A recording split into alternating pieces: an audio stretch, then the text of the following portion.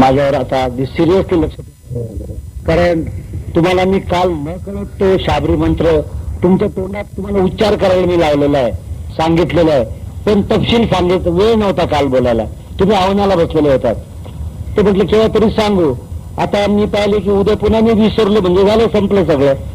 तर हा जो नाथांचा शाबरी मंत्र आहे हा इतका शक्तिशाली मंत्र आहे की घरघर लागलेल्या व्यक्तीला जर हा मंत्र नाडीवर म्हटला तर निदान 1-2 दिवस तो जात नाही. तो बोलायला लागतो, कुठं काय ठेवलंय सगळं सांगतो, मग मरतो. एवढं तर नक्कीच. बा मी इतकं सोनं पुरलेलं, इकडं याच्याकडे माझे एवढे घेणे देणे, एवढे याला उसनी दिले, मला याचे एवढे देणे आहेत, कारण उद्या एखादा माग आला तुझ्या बापाला एवढे मी पैसे दिले ते आपण त्या दुःखामध्ये देऊन टाकतो. तो भामटा बरोबर डाव साधून घेतो. तर तेवढा मंत्र जरी नाडीवर म्हणला, नका बापाच्या पुण्यासाठी म्हणू, आईच्या पुण्यासाठी, पण निदान ते काय मिळणार घबाड त्याच्यासाठी तरी तेवढा मंत्र नाडीवर म्हणा. मग आता काय सांगू मी, निर्वाणीचं बोलतो हे. तर तो जो काल तुम्हाला मंत्र दिलेला आहे हा अनुष्ठानाचा मंत्र आहे. समोर दत्त महाराजांना ठेवायचं, नाथांना ठेवायचं नाही. गोरक्षनाथाचे गुरु दत्त महाराज. डोकं शांत ठेवा, डोकं शांत ठेवा. गोरक्षनाथाचे गुरु दत्त महाराज, त्याला जे ज्ञान दिलेलं आहे अध्यात्माचं ते दत्त महाराजांनी दिलेलं आहे.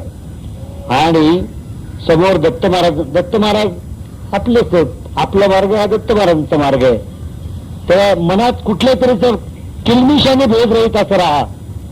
कारण एखादं भूतलं की तुमच्या वेळेचा स्रोत डिल्ला करून एखादा, आणि त्यांना समोर ठेवायचं.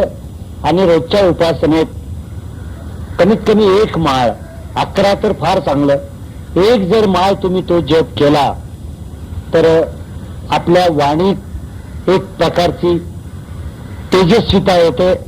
आपण बोलू त्या गोष्टी व्हायला लागतात. इतकं सामर्थ्य त्या शाबरी मंत्रात आहे. आणि जर नाडीवर मंत्र म्हटला तर ताबडतोब एका मिनिटात 10-11 वेळा मंत्र म्हणून झाला की त्या माणसाची नाडी लगेच चालायला लागते. आता त्या निमित्ताने तुम्हाला ते नाडी मंत्र हे सगळं सांगून टाकतो, कारण रात्र थोडी सोंग फार. तर हा जो मंत्र आहे हा अगदी सोपा आहे, काल तुम्ही घेतलेला आहे, पण त्याचा उच्चार असा आहे. त्या पोरी जिथे मंत्र म्हणायला बसल्या होत्या तर नमा करायच्या असे एवढ्यासारख्या, तर त्यांना ते उच्चार, त्यांचं काही अपराध नाही, कुणी सांगतच नाही. तर ओम श्री चैतन्य गोरक्षाय नमः, नमा नाही करायचं. ते काय होतं, उच्चार हे स्पष्ट स्वच्छ असावेत. जर का उच्चार चुकले तर त्या केलेल्या मंत्राला काहीही अर्थ नाही. तुमचे सगळे गुन्हे मला माफ आहे, पण तुम्ही शब्दोच्चाराच्या बाबतीमध्ये कृपा करून तडजोडीची भाषा बोलू नका. अजिबात तडजोड करायची नाही. आता मला सांगा, एवढा सोपा जो शब्द आहे, काय अवघड आहे?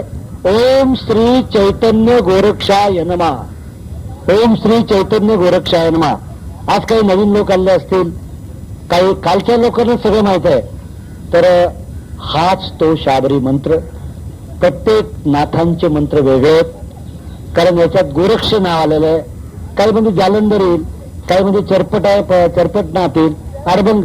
आणि तो जो गोरक्ष जालंधर चरपटाक्ष ते जे आहे ती 40व्या अध्यायात नवनाथ पोथीमध्ये त्या सगळ्या नाथांचं एकत्रित त्यांना एक भाव समाधी आहे, त्यांना एक श्रद्धांजली अर्पण केली आहे.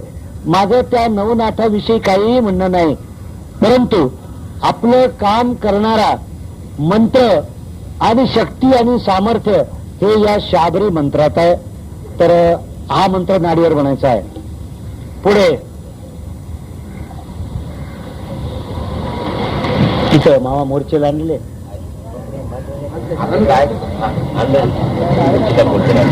एक लवकर आणा हो. बघा, हा सांगतो. तेव्हा गायत्री मंत्राला सुद्धा ठरलेली वेळ नाही. रात्री 2 वाजता गायत्री मंत्र म्हणता येतो.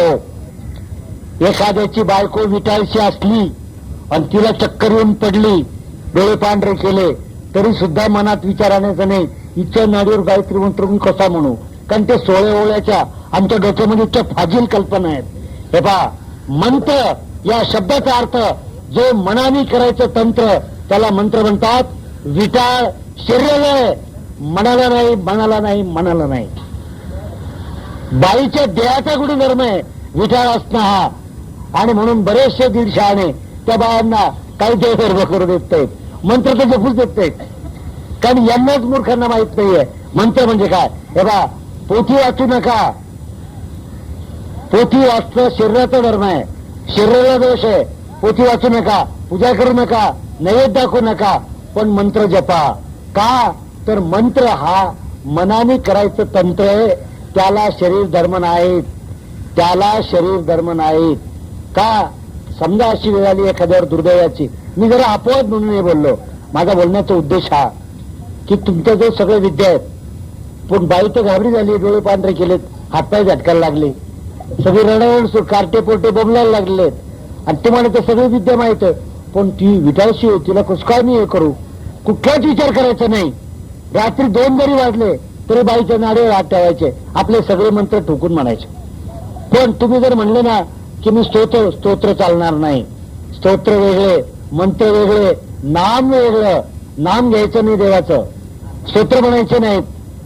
आता मला काय विषय असे आहेत की ते एकेकावर 2-2 तास बोलावं एवढे विषय. तर आता मी तुम्हाला एवढं सांगतोय, तुम्ही फक्त माझ्यावर विश्वास ठेवावा. का तर मंत्र हा मनाने म्हणायचा असल्यामुळे मनाला दोष नाही, मन हे सतत पवित्र आहे, मन हे सतत पवित्र आहे, त्यामुळे त्याला दोष नाही. जसं आत्म्याला परमात्मा म्हटलंय, आत्मा दिसत नाही पण त्याला परमेश्वर म्हटलेलं आहे. मन तर त्याचा काका आहे, तो मन तर आत्म्याकडे नेतो ना. आता आपल्या ध्यानयोगात येईल आज तो विषय. म्हणून कुठलेही मंत्राची वेळ ही कोणत्या वेळेला गायत्री मंत्र म्हणा. मी तुम्हाला अशाने तर कोणी रस्त्याने चालताना 5 थिएटर घालून, हे आमच्या बोलण्याचा उद्देश आमच्या देव धर्म आणि मंत्र यांचं विडंबन करा आणि विटंबना करा, हे पाप मी केलं नाही. कृपा करून लगेच असा वेडावाकडा अर्थ करू नका. इमर्जन्सी काळात, अतिशय महत्वाच्या काळात आपण याचा वापर करायचा असतो. इतर वेळेला आपण त्याचा जो रिस्पेक्ट आहे, त्याचा सन्मान आहे, त्या सन्मानपूर्वक वागलं पाहिजे. कृपा करून गैरसमज करू नका. काही भूतांना बरं झालं, मग आता काही हरकत नाही, थोडीशी घेऊन यायची आणि मग गायत्री मंत्र बनायचा, हे नाही चलेगा. हा, म्हणजे लगेच उत्तर देऊन टाकतो मी.